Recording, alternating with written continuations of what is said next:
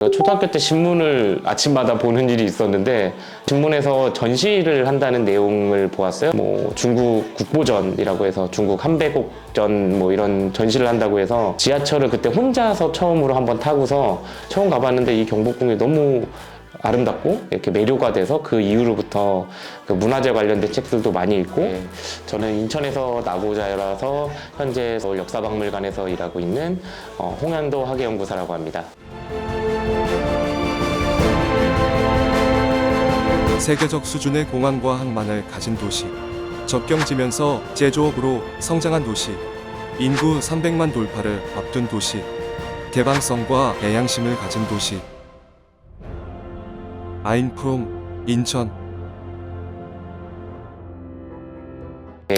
제가 태어난 곳은 인천 남구, 지금 미추홀구라고 하죠. 남구에 있는 시민회관 사거리 인근에 있는 산부인과에서 태어났고요. 그 당시 어머니랑 아버지는 그 수봉공원에서 살고 계셨다고 합니다. 그리고 아버지 같은 경우에는 자월도에서 출생하셔서 성장하셨고, 어머니 같은 경우는 서울에서 태어나셨는데 나중에 그 고등학생 무렵쯤에 인천에 와서 만석동에서 거주를 하셨다고 합니다. 할머니께서는 인천 그 연안부두에서 꽃게 도매를 하셨어요. 꽃게 도매도 하시면서 용일시장에서 꽃게 판매도 하셨기 때문에 그 인근에 그 큰 집이 있었고요. 큰 집 주변으로 이렇게 분가를 해서 살고 계셨던 상황이었는데, 저희 집 같은 경우는 제가 초등학교 4학년 때까지 창원에 살았기 때문에 그 창원에서 이사 오고 나서 그 다 인근에 거주하는 곳에 위치하고 있었습니다. 일단은 창원에 사셨을 때 같은 경우에는 그 술을 좀 많이 드셨는데 술 드실 때마다 인천에다가 전화를 하셨어요. 그래서 할머니부터 시작해서 큰지 뭐 작은 아버지한테 다 전화를 해서 아빠는 인천이 참 좋은 동네였다 보다 라는 생각을 그 당시에 했었죠. 예. 용현동에 살았을 때 처음에는 용일초등학교 인근에 살았고 그 다음에는 그 용현 4동, 마지막으로 살았던 곳이 용현 2동인데 용현 2동 같은 경우가 제가 중학교 때부터 결혼하기 전까지 살았기 때문에 가장 오래 살았었는데, 그 동네가 재개발돼서 현재는 용마루 재개발 구역으로 해서 아파트가 지금 들어서 있는데, 그 동네는 재개발을 앞두고 있는 동네였기 때문에 집들이 아주 오래된 집들이 많았어요. 그리고 그 위치 자체가 옛날에 일제강점기 때 매립하기 이전의 해안가 경계선이었기 때문에 약간 높은 언덕에 집들이 좀 많이 있었고, 또 오래된 동네다 보니까 아까 말씀하셨듯이 이발소 같은 경우가 진짜 옛날 이발소, 그러니까 저희 주변 사람들이 얘기를 해도 너는 어디 그런 데서 머리를 깎았냐 할 정도로 오래된 이발소였는데, 이발소 미닫이 문을 열고 들어서면은 한쪽에는 이렇게 쪽구들처럼 되어 있고 그 위에는 이불도 있고 뭐 만화책도 놓여 있고 그런 상황이었고, 제가 중학교를 다닐 때만 해도 스포츠 머리가 되었기 때문에 스포츠 머리 깎기 위해서 이렇게 분말을 칠한다던가, 그다음에 머리를 감겨줄 때도 빨래비누로 감겨주고, 뜨거운 물은 그런 난로로 뜨거운 물을 데워가지고 그 뜨거운 물하고 찬물하고 섞어서 물조리개로 머리를 감겨주던 그런 이발소가 있었습니다. 서울에 가게 된 것 중에 하나가, 제가 초등학교 때 신문을 아침마다 보는 일이 있었는데 뭐 그것 때문에 한자 공부도 하고 뭐 이런 식으로 신문을 봤는데, 신문에서 전시를 한다는 내용을 보았어요. 그 당시에 경복궁 안에 있던 지금은 없어진 그 민속박물관 건물에서 뭐 중국 국보전이라고 해서 중국 한백옥전 뭐 이런 전시를 한다고 해서 이거를 보러 가고 싶다 해서 부모님한테 말씀을 드리고, 지하철을 그때 혼자서 처음으로 한번 타고서 초등학교 5학년 때 동인천역에서 출발해서 뭐 종로삼가 거쳐서 경복궁역까지 가서 그 당시에 경복궁을 처음 가본 거죠. 처음 가봤는데 이 경복궁이 너무 아름답고 이렇게 매료가 돼서 그 이후로부터 그 문화재 관련된 책들도 많이 읽고, 그러면서부터 점점 궁궐에 공부를 하게 되었습니다. 중학교를 들어가면서부터, 중학교는 인하부중을 나왔는데 인하부중에 도서관이 참 잘 돼 있었어요. 지금도 그런지 모르겠는데 그 도서관에 가서 그 한국 전통 문화와 관련된 책들 뭐 이런 것들을 거의 다 점심시간이나 끝나고 나서 읽는 게 거의 취미였었죠. 그래서 그거를 읽으면서 보다 한국 전통 문화재 쪽에다가 관심을 두게 됐어요. 그러니까 중학교 2학년 때 그 IMF가 터지게 돼서 IMF가 터져서 집안 사정이 아주 안 좋아졌어요. 안 좋아져서 그 당시 무렵에 그 남자 학생들 중에서 그 성적이 아주 우수하지 않는 친구들은 인문계를 갈 수 있음에도 그냥 실업계 가서 일찍 취업을 하겠다는 생각을 가진 친구들이 많이 있었거든요.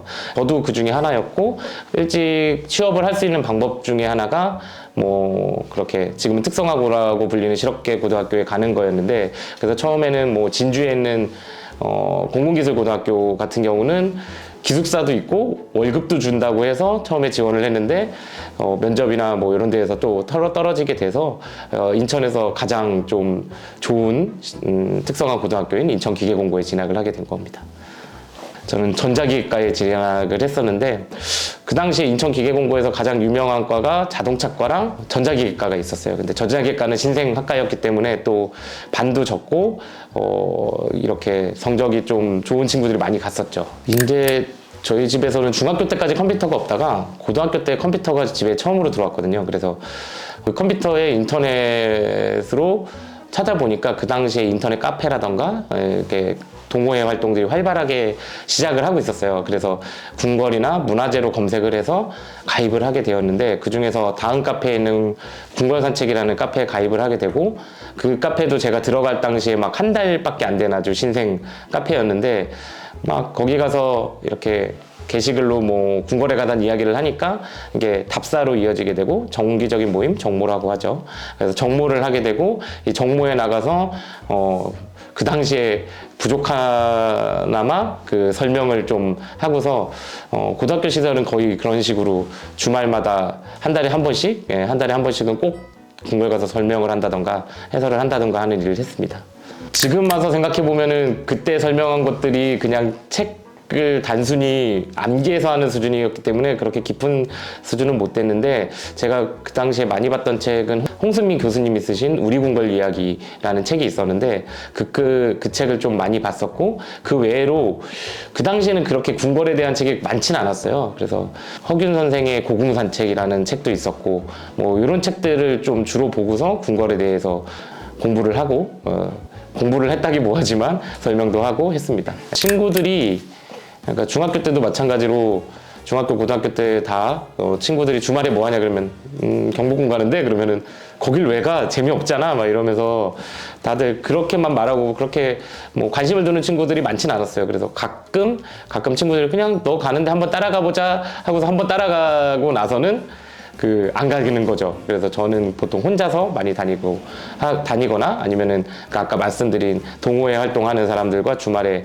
답사를 다니거나 그랬던 거죠. 일단은 사진을 좀 더 많이 찍었고요. 그 당시에 필름 카메라를 갖고 다니면서 사진 촬영도 많이 하고, 특히나 뭐 궁궐 관련해서 전시가 있으면은 전시도 많이 보러 다니고, 보통 가서 하는 게 그 궁궐이 또 여러 개가 있다 보니까 안 본 데 찾아가 보기도 하고, 그냥 가서 점심도 먹고 그런 식으로 다녔습니다. 고등학교 때는 거의 매달 한 번씩은 기본으로 가니까 거의 모든 궁궐을 다 가게 됐죠.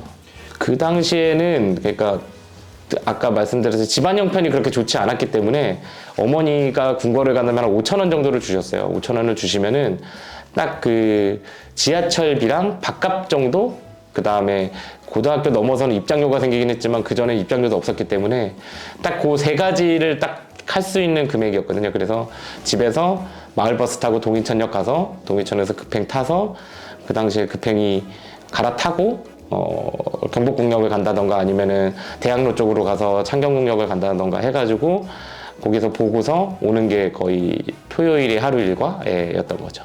고등학교 진학할 당시에만 해도 집이 엄청 가난했기 때문에 대학교를 갈 수 있을 거라는 생각을 거의 못 했거든요. 거의 못 했는데 이게 점점 사정이 조금씩 나아지기 시작하다 보니까 이제 대학교를 가고 싶은데 특성화고등학교에 다니고 있었기 때문에 대학을 갈 수 있는 방법이 그렇게 많지가 않았어요. 그 당시에 제가 찾았던 방법 중에 하나가 특기자 전형이라는 전형이 있었는데, 그 전형이 한 과목만 잘해도 이 대학교에 지원을 할 수 있었던 제도였거든요.